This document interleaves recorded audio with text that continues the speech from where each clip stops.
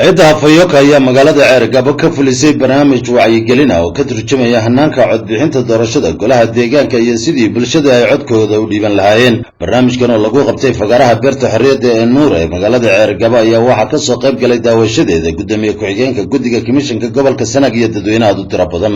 waxaana ugu horreynba fagaarahaasi dadka kala hadlay madaxa wacyigelinta ee hay'adda Hafayoko ee gobolada Bari Aadan Daawud Axmed oo faahfaahin ka bixiyay barnaamijka hay'adooda ay fulinayso iyo hadafka iyo ujeedada laga leeyahay oo ku tilmaamay sidii bulshada u xulan lahayd musharaxa ay masiirkooda ku aaminayaan iyagoo aan ku dooranayn buu yiri qabyaalad iyo qabiil toona balse ay ku xulanayaan karti aqoon iyo daacadnimo.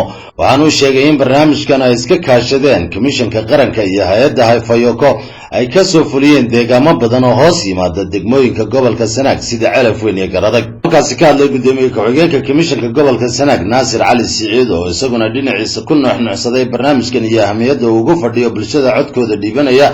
waxaanu dadkii barnaamijkaasi daawanayay ku booriyey in laga faa'iideysto fariimaha wacyigelinta ee hay'adda Hafayoko ay gobolka keentay.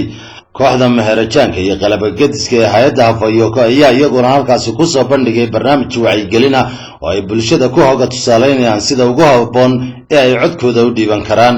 barnaamijka wacyigelinta ee hay'adda Hafayoko gobolka ka fulisay ayaa bulshada wax weyn uga iftiiminaya hanaanka ay codkooda u dhiibanayaan. Maxamed Xasan Saraad, TV-ga qaranka Soomaaliya, Ceergabo.